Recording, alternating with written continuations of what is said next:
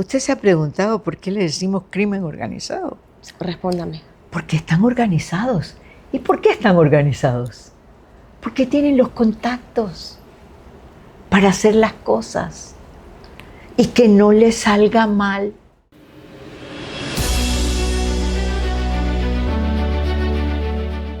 Nos encontramos con la doctora Esmeralda Arosemena de Troitiño.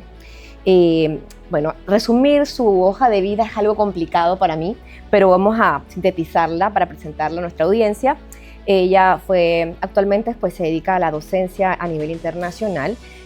También fue elegida como presidenta de la Junta Directiva de la Corte Interamericana de Derechos Humanos en 2 ocasiones, comisionada de la Comisión Interamericana de Derechos Humanos ante la OEA entre el 2016 y 2019. Participó en la Comisión Especial para la Propuesta de Reformas Constitucionales en el 2011 y el Código Procesal. Fue magistrada, como todos sabemos, de la Corte Suprema de Justicia. Ejerció como vicepresidenta y presidenta de la Sala Segunda de lo Penal. También ejerció como magistrada del Tribunal Superior de la Niñez y la Adolescencia entre el 95 y el 2004. Licenciada en Filosofía y Letras, docente, pedagoga, y bueno, aquí la tenemos, no sé si se me escapa algo entre tantas cosas de su currículum. Doctora Esmeralda, es para mí un honor tenerla aquí en nuestros estudios. Y empezamos el polígrafo, queremos su punto de vista espontáneo y breve, respuestas cortas, lo primero que usted piensa. Y empezamos con su experticia. ¿Cómo evalúa usted la justicia panameña en estos momentos? La justicia necesita de tener una fortaleza interior. La sociedad se pone en las manos de jueces y magistrados. Entonces, eso tiene que tener un valor y un compromiso para impulsar las cosas que sabemos que tienen que darse. Y claro, la sociedad se pone en manos de los jueces y magistrados, y le pregunto, ¿en qué caso usted considera que no se estaría aplicando esos códigos de ética que falta mejorar? No se aplica cuando precisamente ante una situación, ante un hecho delictivo, no se alcanza la determinación de responsables y de sanciones a los responsables.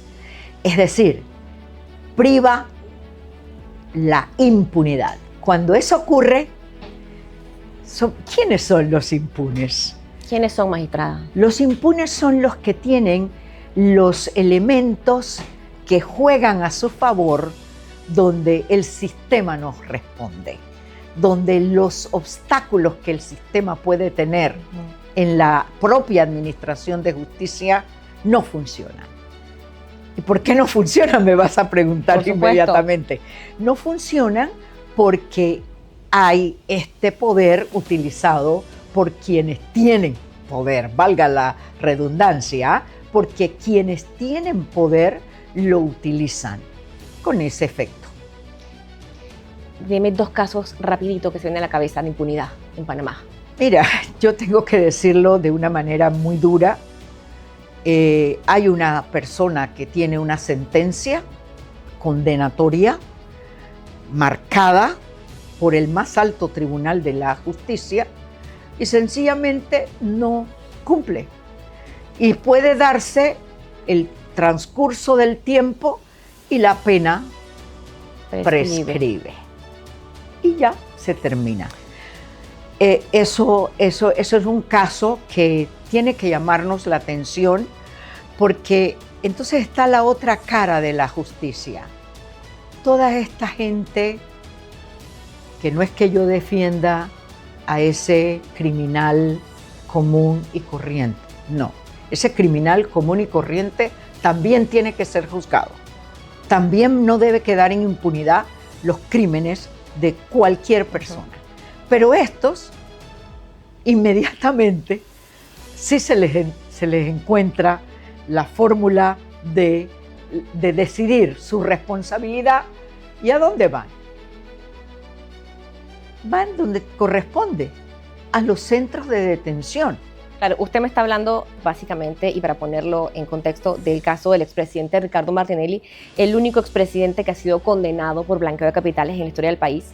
Y justamente hay un coro plural de personas que dicen que huele a impunidad, esto a raíz después de su asilo en la Embajada de Nicaragua y posteriormente salvoconducto entregado por el Ejecutivo. A nivel del Ejecutivo, en el caso particular del expresidente condenado por un delito común, ¿no?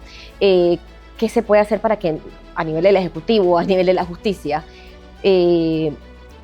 eliminar un poco esta sensación de impunidad, de privilegios, a su juicio? Lo que quiero decir es una gente que tiene privilegios y que ese mensaje que se le manda al público no logra, no es positivo y no logra que la comunidad, el común de la gente, haga esa valoración de lo importante que es el sistema de justicia, porque sin duda lo es.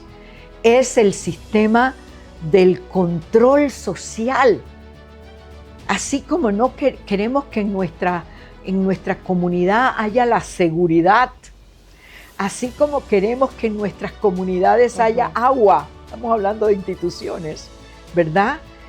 Así como queremos que un ejecutivo cumpla con todas sus responsabilidades, la justicia tiene entonces que tener esa proyección. ¿Y cómo afecta a la sociedad este sentir de que no hay justicia o que la justicia solamente es para algunos y no para todos por igual? El efecto es muy negativo. Y a mí un chico me decía, ¿quiere que le diga una cosa, señora? No me dijo magistrada. A mí la policía me da ¿Me da la qué? Las armas. ¿Que le da las armas? Entonces tú dices, ¿esto qué es? Ahora, tú podrás decir, pues es un caso, es cierto. Pero el impacto que tiene en la vida de los jóvenes, este desorden de la sociedad, esta corrupción rampante, ¿crees que eso no enseña? ¿Qué enseña? Enseña maldad, lamentablemente enseña maldad. Entonces caen, por supuesto, en manos de la organización criminal, que ya están bien plantados, que ya saben muy bien cómo es el asunto, y cuando le decimos que es el crimen organizado, ¿por qué le decimos crimen organizado? ¿Usted se ha preguntado por qué le decimos crimen organizado? Respóndame. Porque están organizados. ¿Y por qué están organizados? Porque tienen los contactos para hacer las cosas y que no les salga mal, porque saben que hay impunidad, porque eso lo tengo controlado. Triste, duro, difícil y no aceptable. Y nuestra sociedad tiene que estar consciente de que esta es una responsabilidad de sociedad, de ciudadanía. Y tenemos que demandar a todas las instituciones responsables de una respuesta. Y la respuesta de lo que la Constitución les exige. Y bueno, también una de sus experticias ha sido el tema de los derechos humanos. Actualmente vivimos momentos convulsos por diferentes dinámicas en el país que usted y todos conocemos, pero de alguna manera se está criminalizando la protesta. Quiero preguntarle si se está respetando este derecho constitucional. No se está respetando. El sistema de derechos humanos, el sistema de protección de los derechos humanos, el sistema interamericano y el sistema universal, lo que nos dan a los países es una serie de recomendaciones, de estándares a cumplir, precisamente para asegurar que ese derecho a la participación, a la protesta, sea respetado y que respete a la integridad de la sociedad y de sus ciudadanos. Entonces, esos estándares lo que le dicen a los países es, bien, ustedes tienen las reglas de la participación, tienen los controles de la participación. Pero en los controles de participación no puede haber usar el arma de fuego, y frente a la manifestación y protesta, el sistema político, el sistema democrático, el sistema institucional tiene que estar consciente de que la ciudadanía está reclamando un derecho. ¿Qué acciones en concreto, qué casos, qué ejemplos le han dado a usted esa pista de que no se está respetando este derecho constitucional de la protesta? En Panamá, Ajá. Vamos a poner el caso. Esto de qué representa realmente la nueva ley del Seguro Social. ¿Cuáles han sido esos mensajes de educación, de comunicación, de lo que esto significa para los trabajadores, para la gente que su pensión no llega a $200? Los elementos de la vida de la gente, para saber qué pasa con lo que yo en 5 años yo puedo recibir, o lo que voy a recibir este año si es que voy a recibir algo. Entonces, es un lenguaje ciudadano que hay que tomar, que no se hace. Y esa es una falta ¿de quién? De la institucionalidad. No tener eso muy presente para informarle al público. Otro elemento es, por ejemplo, lo de las minas. ¿Tú quieres aceptación? Explícame respetuosamente qué es lo que es. Abre las puertas. Hoy tenemos al tema de la defensa, secretario de Defensa, y dice que se va a reforzar el tema de la seguridad. Militares estadounidenses. Eso, ¿cómo? Explíqueme eso. ¿Qué significa? ¿Por qué? ¿Cómo? ¿Cuándo? ¿Dónde? No, eso no tiene sentido para también te decía, un solo territorio y una sola bandera. Entonces, hay una conciencia que hay que respetar, una conciencia ciudadana que hay que respetar, que hay que informar, que hay que colocarle en eso, en lo que somos. Somos los ciudadanos del país. Observa hartazgo por parte de la ciudadanía ante todas estas cosas. Puede ser una situación de confrontación que se pueda dar en respuesta a que esta lucha que se ha tenido por tanto tiempo no se eche para atrás para una situación que puede ser un espacio de tiempo. O sea, echar para atrás, no. Y eso puede ser un motivo de rechazo, de movimiento social fuerte, de protestas ciudadanas que hay que atender. Cuando dice echar para atrás se refiere a la soberanía. Así es, así es. Nuestra soberanía en estos momentos con las relaciones de Estados Unidos. Así es, eso está claro. Esa ciudadanía que está ansiosa del respeto de nuestra identidad como nación, de nuestra soberanía, y que nos unamos en una sola voz, todas estas, que tenemos muchas voces que pueden sumarse para hacer lo que Panamá necesita.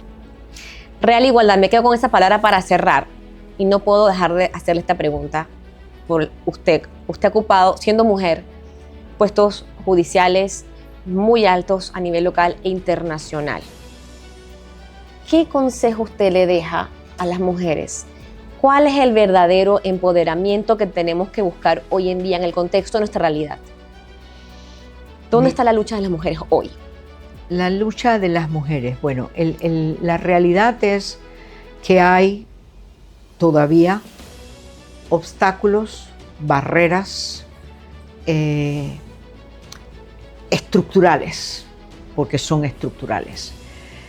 Y eso impide una igualdad sustantiva, real, efectiva. Cuando eso, para el mensaje que dejo, es que en ese empoderamiento tenemos que hacer, y voy a mi rama esencial de mi vida inicial en la vida pública, educar. Y hoy la educación de nuestras niñas y también nuestros niños tiene que ser con esa proyección de romper esas estructuras de desigualdad real que siguen existiendo, siguen obstáculos, y eso hay que destruirlo, hay que romperlo. ¿Y cómo se rompe? ¿Cómo?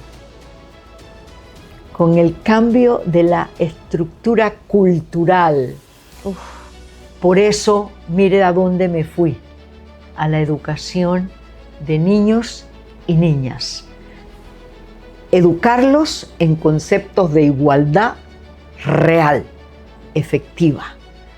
No es que yo juego con el carrito, él juega con el carrito y yo juego con las ollitas para hacer la cocina. O sea, esa transformación cultural para cambiar los estereotipos. La mina, por ejemplo, el proyecto del Río Indio, son dos temas que se van a ver próximamente en decisiones y que seguramente ya se han anunciado acciones de manifestaciones populares. Por ejemplo, ¿aquí qué cabe por parte del Ejecutivo? Si usted fuera presidente, ¿usted qué haría? Yo lo que pienso que debería hacerse es esto, la información más directa, más real, para las personas que están muy directamente involucradas, como es lo de Río Indio, con las propuestas de respuestas, no la explicación del proyecto, sino las respuestas que necesita tener esa población frente al proyecto. Por eso, porque si ya eso está decidido, tiene que haber respuestas ya también planteadas. Y esa sería una fórmula. Aún con esas respuestas, la población no lo acepta, entonces una situación que hay que medir más. ¿Y con la mina? Con la mina... Usted habló de los 5 gatos. De los 5 gatos. Hay una realidad, es un monstruo lo de la mina, ¿verdad? Hay una realidad técnica que tiene que resolverse, pero eso no implica que hay que abrir la mina. O sea, bueno, yo no tengo expertise técnico en esto, pero para eso están las personas expertas en la materia, porque sí, hay una cosa que hay que sacarle el valor que eso tiene, pero ¿eso qué significa? ¿Hasta cuándo lo vamos a pensar? ¿Por qué todavía no hay una respuesta técnica especializada? De parte de nuestras autoridades. De parte de nuestras autoridades. Esto es un proceso y tiene que explicársela a la gente que esto es un proceso y que los pasos son estos. Y hay que decirlos cuáles son. Esa, para mí hay una palabra clave que es comunicación. Hablando de todo, usted también participó con las reformas constitucionales 2012. Ahora nuevamente se habla de una constituyente, de reformar la Constitución. ¿Cuáles serían los 3 puntos vitales que no se deberían escapar en estas reformas? Uno, para que la justicia llegue para todos por igual y que quizás se aprecien más estos contrapesos, ¿no? Que no parezca que tenemos un príncipe en lugar de un país y una democracia. Mira, 3 puntos. En el tema de justicia, hay que hacer una precisión de los principios de transparencia y rendición de cuentas del sistema judicial, con un sistema de evaluación independiente, un sistema de evaluación efectivo para asegurar que quienes ocupan los cargos tienen la idoneidad para hacerlo. En el sistema de la Asamblea Nacional, hablo de los tres poderes, lo voy a poner en los 3 puntos. En la Asamblea Nacional, el asunto de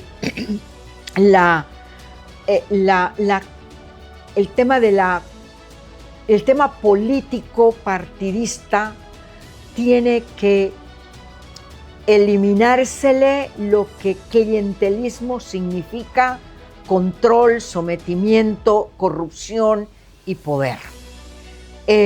¿Cómo se hace eso? ¿Cómo se hace eso en la realidad? En la realidad, el tema también de la escogencia de los legisladores o diputados, hay que hacer una reforma constitucional para que ese proceso de selección tenga un mayor, no quiero decir control, pero una rigurosidad jurídica, que no dé opción y oportunidad para un manejo malo, para un mal manejo.